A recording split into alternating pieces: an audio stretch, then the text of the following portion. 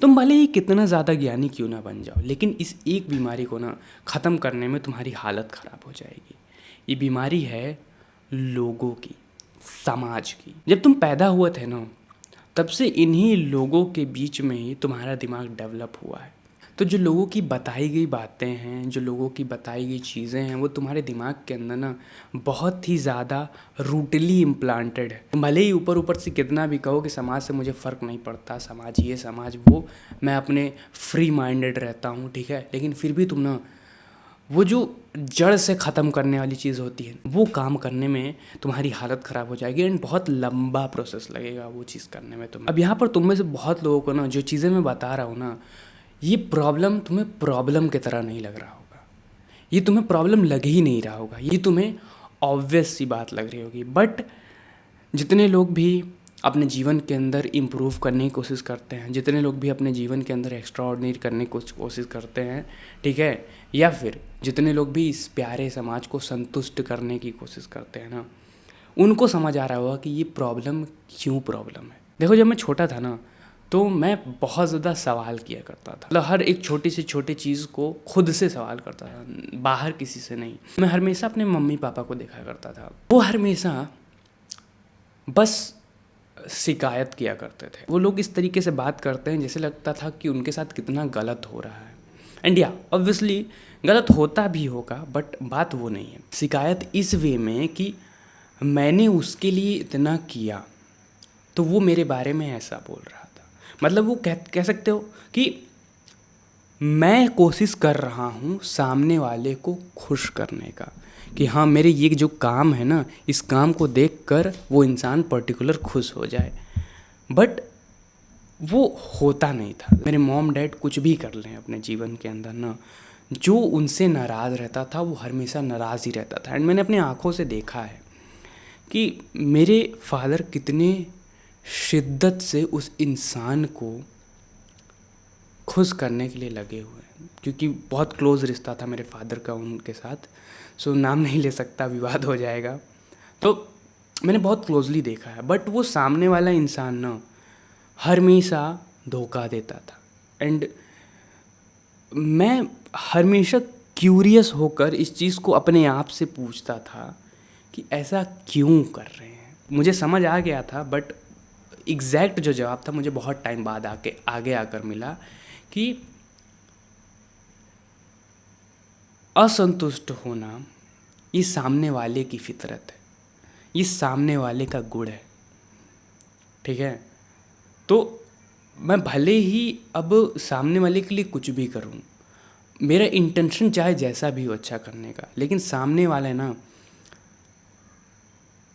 उस चीज़ को गलत वे में ही लेगा। क्यों? क्योंकि उसकी आदत है, उसकी फितरत है वो चीज़। लाइक तुम इसको इस तरीके से समझ सकते हो कि एक कुत्ता जो है वो भौंक ही सकता है, म्याऊं नहीं कर सकता है, ठीक है। तो मतलब जिसका जैसा गुण है वो वैसा दूसरे को ट्रीट करेगा। एंड जैसे ये जवाब मुझे मिला, लाइक पूरी क्लियरिटी से बचपन में ये जवाब नहीं मिला था, लेकिन जैसे मुझे ये जवाब मिला, मैं इस चीज़ को समझ गया था कि नहीं, मुझे इन चूतियों को संतुष्ट नहीं करना है।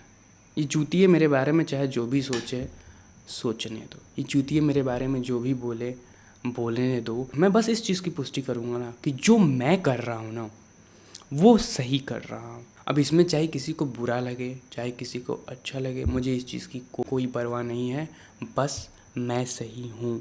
एंड ये चीज़, ये लॉयल्टी मेरे लिए मुझे बहुत ज़्यादा काम आती है। ऐसा समझो ना कि अगर मेरे सामने 1000 लोग आकर मुझे बोले ना कि तुम ये काम गलत कर रहे हो, मैं ये बोलने का दम रखता हूँ कि नहीं, मैं सही कर रहा हूँ।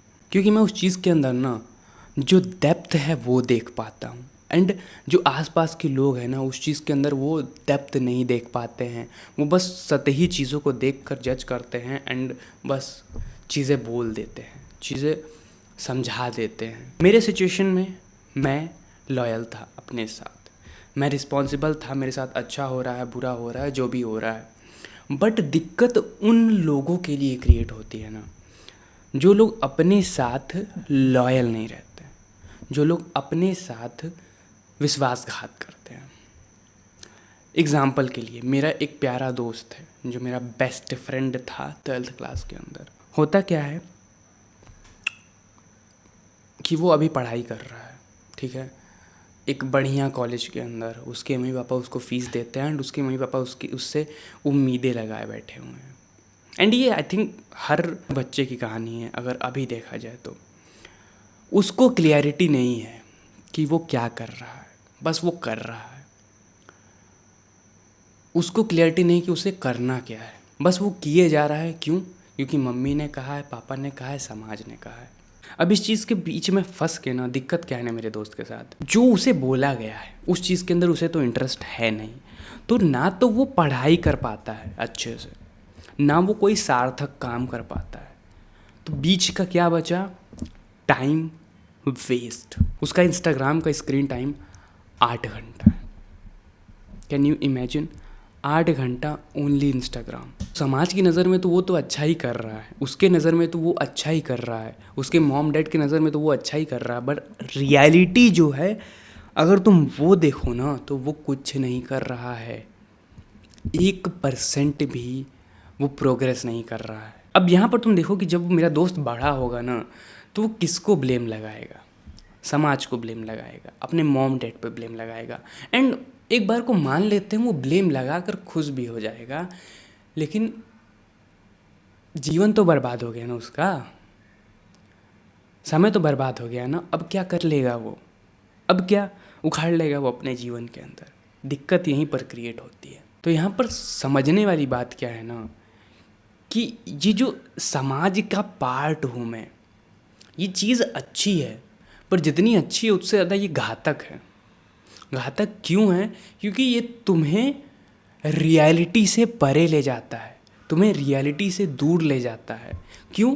क्योंकि 10 लोग मिलके कोई चीज़ कह रहे हैं कि ये सही है, भले ही वो मिथ हो, भले ही वो झूठ हो, भले ही वो गंदा से गंदा झूठ हो, लेकिन अगर 10 लोग मिलके बोल रहे हैं कि ये सत्य है तो तुम्हें मानना पड़ेगा कि ये सत्य है। और जब रियलिटी तुम परखोगे ना तो वो चीज़ झूठ निकल के आएगी एंड इसमें नुकसान किसी और का नहीं होगा, सिर्फ और सिर्फ तुम्हारा ही होगा और तुम किसी को कुछ ब्लेम भी नहीं कर पाओगे।